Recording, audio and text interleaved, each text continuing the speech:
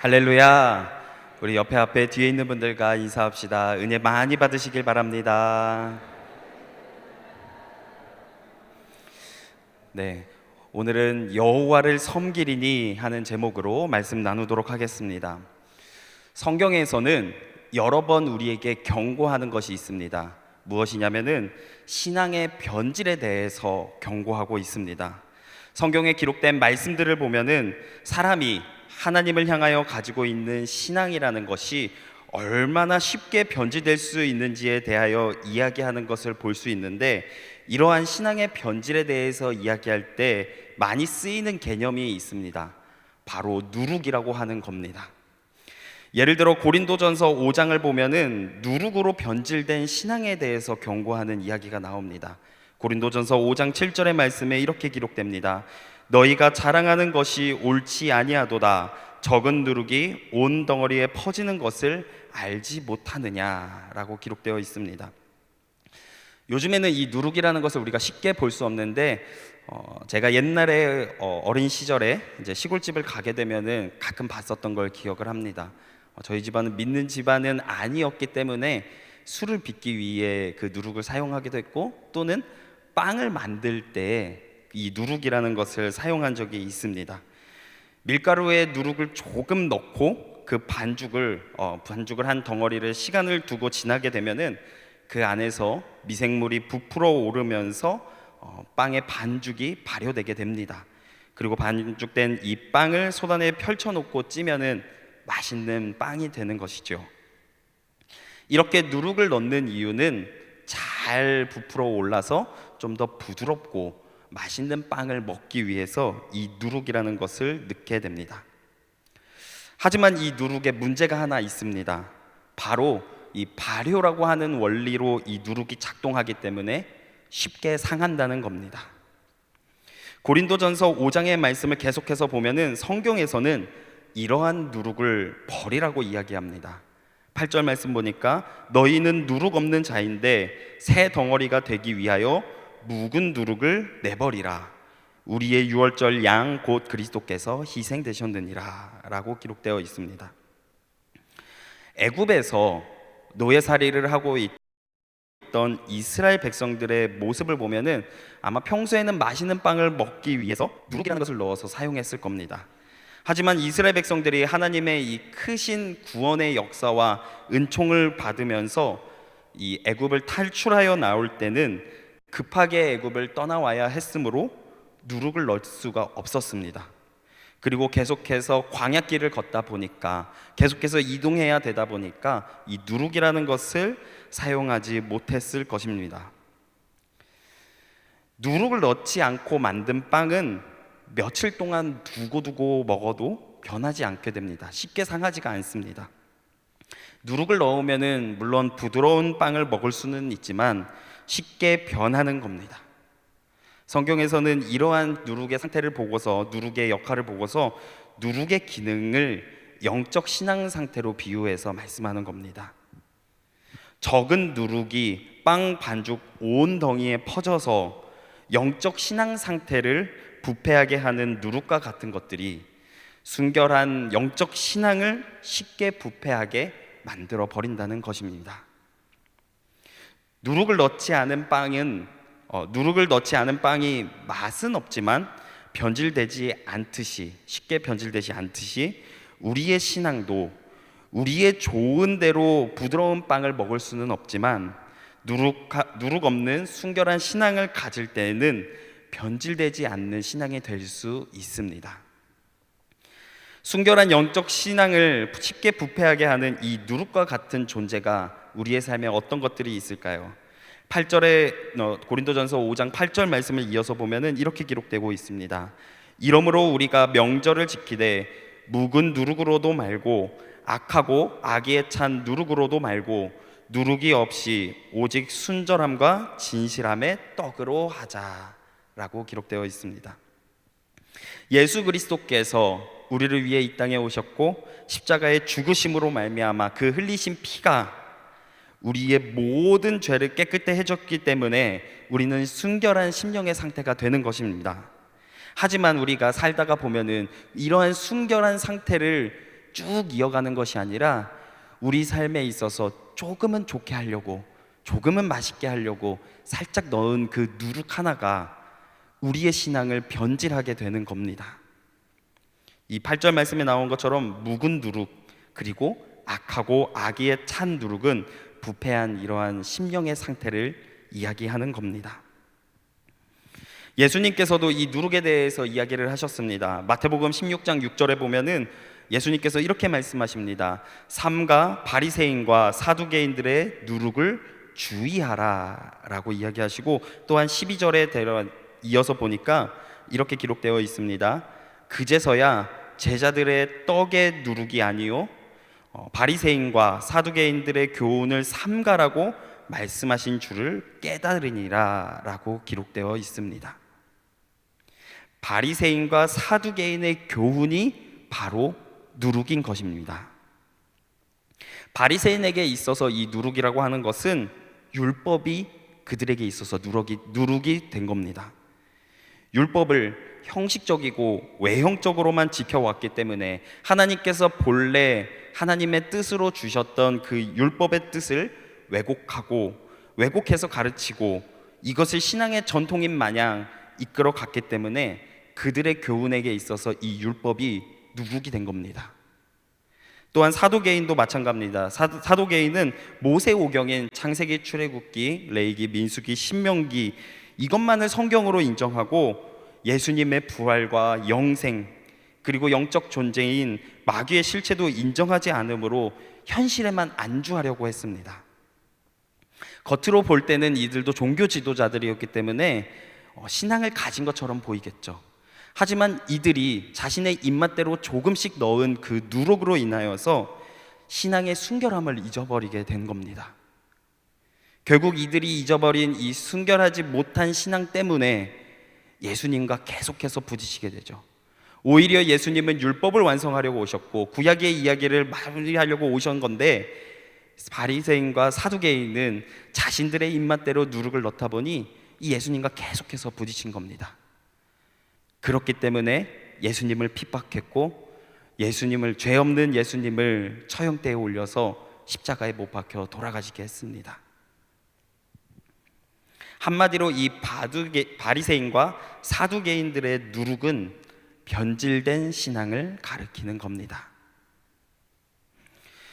예수님은 당시 유대교 지도자들은 변질되어서는 안 되는 그 진리를 왜곡함으로, 바뀌어서는 안 되는 그 진리를 왜곡함으로 하나님께 대한 신앙이 변질되었음을 꼬집으신 겁니다.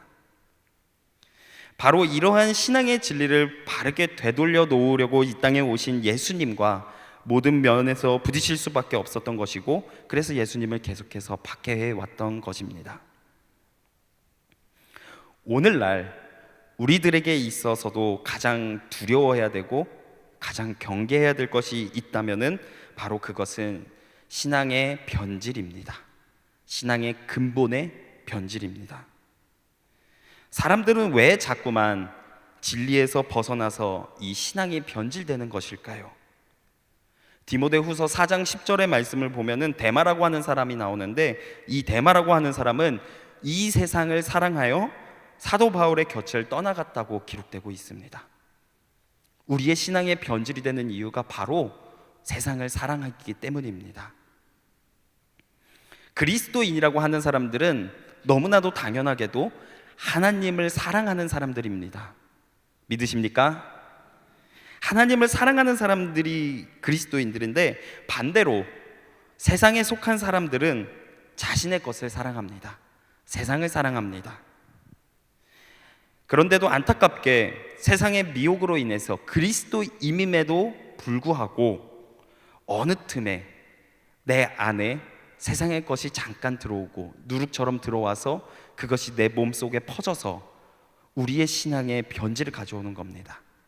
하나님을 사랑해야 되는데, 하나님만 바라보고 하나님을 따라야 하는데 자꾸 세상의 것이 눈에 보이는 것이에요. 세상의 것이 나를 조금씩 갉아먹고 있는 겁니다. 세상에 있는 자신의 것을 사랑하기를 하나님보다 우선시하는 그러한 모습을 보여질 때가 있습니다. 이러한 사람들은 누룩을 넣어서 반죽한 말랑말랑하고 부드럽고 맛있는 빵과 같은 세상의 삶을 좋아하는 것입니다. 여기에 있는 우리 모두가 우리의 순결한 신앙이 변질되지 않고 변함없이 세상보다 하나님을 더욱더 사랑하는 그러한 그리스도인들이 다 되기를 주님의 이름으로 축복합니다. 그렇다면 변질되지 않는 신앙을 위해서는 우리가 무엇을 할 수 있을까요? 바로 선택을 잘 해야 하는 겁니다. 오늘 말씀 14절과 15절 말씀을 같이 보도록 하겠습니다. 말씀에 이렇게 기록되어 있습니다. 그러므로 이제는 여호와를 경외하며 온전함과 진실함으로 그를 섬기라. 너희의 조상들이 강 저쪽과 애굽에서 섬기던 신들을 치워버리고 여호와만 섬기라. 만일 여호와를 섬기는 것이 너희에게 좋지 않게 보이거든 너희 조상들이 강 저쪽에서 섬기던 신들이든지 또는 너희가 거주하는 땅에 있는 아모림 족속의 신들이든지 너희가 섬길 자를 오늘 택하라. 오직 나와 내 집은 여호와를 섬기겠노라. 이 말씀에서 여호수아가 이스라엘 백성들에게 두 가지의 길을 이야기합니다. 그 두 가지 중에 선택하라고 합니다. 그 중에 하나는 여호와라고 우리가 부르는 하나님을 섬기면서 살아갈 것인지, 아니면은 여호와가 아닌 하나님 이외에 다른 신들을 섬기며 살 것인지 선택하라고 여호수아가 이스라엘 백성들에게 두 가지의 길을 제시합니다.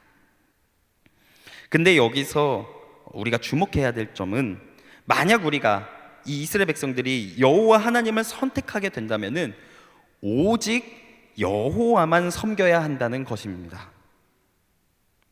여러 종류의 신들이 있는데 과연 그 신들 중에 나에게 어떤 신이 나에게 복을 줄 수 있는지 누구일지 정확하게 잘 알지 못해서 이런 신도 섬겨보고 저런 신도 섬겨보고 이것이 아니라는 겁니다. 하나님을 선택할 거면, 하나님을 섬길 거면은 오직 여호와만 섬기라고 여호수아가 이야기하는 것입니다. 제가 군복무 하던 시절이 생각이 났습니다. 제가 대대라고 하는 단위에서 군복무를 했기 때문에 그 중에 최고 지휘자는 대대장님이었습니다. 이제 한 달에 한 번씩 국기 개양식이라는 것을 해요. 사열을 해가지고 이제 대대장이 한 달간의 지침도 알려주고 연설을 하는 그런 국기 개양식 행사가 있었는데, 그 연설 가운데서 했던 말이 아직도 머릿속에 남아 있습니다. 뭐라고 했냐면은 이렇게 이야기했습니다. 내가 이 대대에 근무하는 동안 대대에 속한 모든 장병들이 탈 없이 군복무를 마치기를 바라고 있습니다. 그러면서 이렇게 얘기합니다. 그래서 나는 기독교의 하나님도 믿고 불교의 부처님도 믿습니다 라고 이야기했던 것이 기억이 납니다. 이 말을 되짚어 보면은 어느 쪽의 종교이든지 자신이 대대장으로 근무하는 곳이 무사태평하기만 한다면은 하나님도 좋고 부처님도 좋다는 이야기입니다. 그러니까 자신이 원하는 것을 누가 들어주든지 들어주고 원하는 대로 되기만 하면은 그만이라는 그런 의미를 담고 있었겠죠. 안타깝게도 이 대대장님은 교회 장로님이셨습니다. 당연히 이게 장로님이라고 하는 그것뿐만 아니라 그리스도인이었다라는 겁니다. 이 이야기를 듣는 여러분들은 어떤 생각이 듭니까? 아마도 이 대대장님이 이야기했던 이야기는 세상을 자기가 원하는 대로 잘 되는 쪽으로 선택해서 살겠다는 그러한 소원이 담겨져 있었을 겁니다. 그래서 이쪽 신이든 간에 저쪽 신이든 간에 우리를 무사태평하게만 해줄 수 있는 신이라면 나는 그 어떤 신이라도 기도하겠다, 이렇게 이야기를 했겠죠. 하지만 이 소원을 듣는 신의 입장에서는 어떨까요? 이쪽 신이든 저쪽 신이든 상관없습니다 하는 그 사람의 소원을 어떤 신이라도 들어줄 리가 없을 거라고 생각이 듭니다. 그 안에 소원의 진실성이 없기 때문입니다. 그러므로 우리는 분명한 선택을 할 줄 알아야 합니다. 여호와 하나님을 선택해 놓고도, 그래서 우리가 그리스도인이라고 교회를 다닌다고 하면서도 무언가 내 삶 가운데 채워지지 않는 부분이 있다고 생각된다면은, 다른 신을 찾아서 기웃기웃 거린다면은 과연 하나님께서는 그 사람에게 복을 주시기를 원하실까요? 안타깝게 이스라엘 백성들은 그런 모습들을 보여옵니다. 여호와 하나님께서 이스라엘 백성들을 위하여 필요한 것들을 다 채워주시고 문제를 해결해 주지 않으신 것이 하나도 없었습니다. 그럼에도 이스라엘 백성들은 자신들이 생각할 때, 내가 볼 때 무언가가 채워지지 않는 그러한 허전함을 느끼게 됩니다. 그래서 주변 나라들이, 주변 족속들이 믿는 다른 신들을 향하여 기웃기웃거립니다. 여호와 하나님께만이 아니라 다른 신들에게도 마음을 빼앗기는 겁니다. 필요에 따라서 이스라엘 백성들은 육신의 눈에 보이지 않는 신이신 여호와 하나님에게도 한 발을 들여놓고, 때로는 내 뜻대로 안 되니까 다른 신에게 한 발을 들여놓고, 그렇게 신앙의 생활을 해왔던 겁니다. 하지만 여러분들 기억하시길 바랍니다. 하나님을 선택한다면, 하나님을 믿기로 한다면은 오직 여호와만 섬기는 그러한 믿음의 결단이 여러분들의 있기를 주님의 이름으로 소망합니다. 하나님을 섬기기로 했다면, 선택한다면 여호와 하나님만 섬겨야 합니다. 출애굽기 34장 14절 말씀에는 이런 말씀이 있습니다. 너는 다른 신에게 절하지 말라. 여호와는 질투라 이름하는 질투의 하나님이니라. 여기서는 질투하시는 하나님이라는 표현이 나와 있는데, 이 표현은 나 하나님만 바라보라 라는 그런 의미이고, 나만 바라보면 모든 것이 충분할 거야 라고 하는 하나님의 믿음의 확신을 주시는 것이고, 나만 바라보면 되는데 너는 왜 자꾸만 다른 신에게 너의 무언가를 채워줄 것처럼 눈을 돌리고 있느냐라는 안타까운 하나님의 마음이 담겨져 있는 겁니다. 이스라엘 백성들이 고난받던 애굽에서 구원받고 나와서 가나안 땅을 점령하고 그곳에서 땅을 분배받아 정착하시기까지 살아계신 하나님을 경험한 것만으로 이미 이스라엘 백성들에게는 충분했습니다. 그거 하나면 다 되는 것이었어요. 이스라엘 백성들은 여호와 하나님만 섬겨도 부족함 없이 자신들의 모든 것들이 다 해결되었다는 그 사실을 알고 있었습니다. 그들도 그것을 깨닫고 있었어요. 그러나 그들의 마음이 그렇지 않았다는 것이죠. 여호수아가 이 14절과 15절 말씀을 통하여서 이스라엘 백성들에게 두 가지 길 중에 선택하라고 그렇게 종용했을 때, 이스라엘 백성들은 아무리 생각해 보아도 자신들을 자기의 백성으로 삼으신 여호와 하나님만 선택하는 길을 갈 수밖에 없다는 사실을 충분히 알고 있었습니다. 그래서 여호수아가 14절 15절 말씀 통해서 여호와 하나님과 다른 신들 중에 너희들은 선택하라 이야기했을 때 18절에 이렇게 이야기를 합니다. 여호와께서 또 모든 백성들과 이 땅에 거주하던 아모리 족속을 우리 앞에서 쫓아내셨음이라. 그러므로 우리도 여호와를 섬기리니 그는 우리 하나님이시니이다. 그들이 고백한 거예요. 생각해 보니까 그래, 하나님인 것 같아요. 하나님이면 충분하다는 것을 그들도 알고 있었어요. 경험했으니까요. 그렇기 때문에 그들이 고백합니다. 당연하지요. 우리가 어떻게 다른 신 선택하겠습니까? 우리는 하나님을 선택할 겁니다. 그렇게 고백을 했습니다. 이스라엘 백성들이 여호와 앞에서 오직 여호와 하나님만을 섬기며 살겠다고 확고한 신앙의 결단을 했던 순간입니다.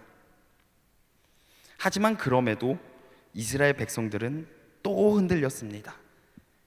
또 넘어졌습니다. 또 실패했습니다. 여호와 하나님의 질투를 불러일으키는 모습들을 계속해서 보여주게 됩니다. 이스라엘의 이러한 반복되는 선택하고 결단했지만 무너지는 이런 일들은 계속 일어났다는 것을 사사기와 여러 가지의 구약 성경을 통해서 우리는 알 수 있습니다. 이스라엘 백성들이 여호와 하나님께 대한 신앙이 실패했던 이유가 무엇일까요? 때에 맞게 선택도 잘했습니다. 여호수아가 물어볼 때 우리는 여호와를 섬기겠다고 선택 참 잘했습니다. 결단도 기회를 놓치지 않고 참 잘했습니다. 그런데도 그들은 여호와 하나님께 대한 신앙을 실패하게 됩니다. 변질되게 됩니다. 왜냐하면은 내 안에 누룩 때문에 조금 맛있게 해보려고, 조금은 편하게 해보려고, 조금은 내 입맛대로 해보려고 넣었던 그 누룩이 내 안의 신앙을 변질시켜 가는 겁니다. 처음 순간 선택했던 그 결단을 잃어버리고 어느 순간 되돌아보니 다른 선택을 한 사람처럼 그렇게 살아가는 겁니다. 잘 선택하고 잘 결단해 냈던 것을 잘 지켜내지 못했던 것입니다. 우리 모두는 잘 선택하고 잘 결단하는 것을 잘 지켜내는 사람들 다 되기를 원합니다. 이 지킨다는 말은 두 가지를 지켜야겠죠. 먼저 외부에서 오는 수많은 시험으로부터 나를 지켜야 하는 것이고, 또한 내 안에서 부풀어 오르고 있는 누룩을 잘 더 부풀어나지 않도록 지켜야 하는 겁니다. 혹시 내 안에 누룩이 있다면 그것을 제거해야 하는 겁니다. 오늘날 우리는 어떻습니까? 오직 여호와라 이름하는 하나님만 선택하고 온전한 믿음을 갖고 살아가는지 여러분들의 삶을 되돌아보시기를 바랍니다. 육신의 눈으로 보이는 그 어떤 것들 때문에, 세상 때문에, 세상에 속한 것들 때문에 그것의 마음을 뺏기고 있지는 않는지, 그래서 질투하시는 하나님의 질투를 불러일으키고는 있지는 않는지, 여호와 하나님 한 분이면은 다 된다는 것을 알면서도 끊임없이 나에게 들어오는 그 욕심이 아직도 하나님으로부터 채워지지 않는다고 불평하면서 다른 곳에 내 시선을 두고 있지는 않는지 우리는 되돌아봐야 합니다. 우리는 분명히 제대로 선택해야 합니다. 또한 변질의 모습을 보였던 이 이스라엘의 백성들의 신앙 역사를 되새기면서 새로운 결단을 하나님 앞에 다시 한 번 더 다짐하게 되기를 소망합니다. 아무리 좋은 내용 가운데, 좋은 말씀 가운데 내가 결단한다고 할지라도 외부로부터 오는 시험과 내 안에서 자라나고 있는 누룩 때문에 우리의 신앙이 변질된다면, 그러한 신앙의 변질로 인해서 나를 온전히 지키지 못한다면 나의 신앙은 실패하게 되는 겁니다. 오늘 이 시간 우리에게 이 예배 시간이 주어진 것, 하나님이 이 자리 가운데 나오게 하신 것은 내가 한 선택과 결단이 온전히 지켜지기를 하나님께서는 원하고 계신다는 겁니다.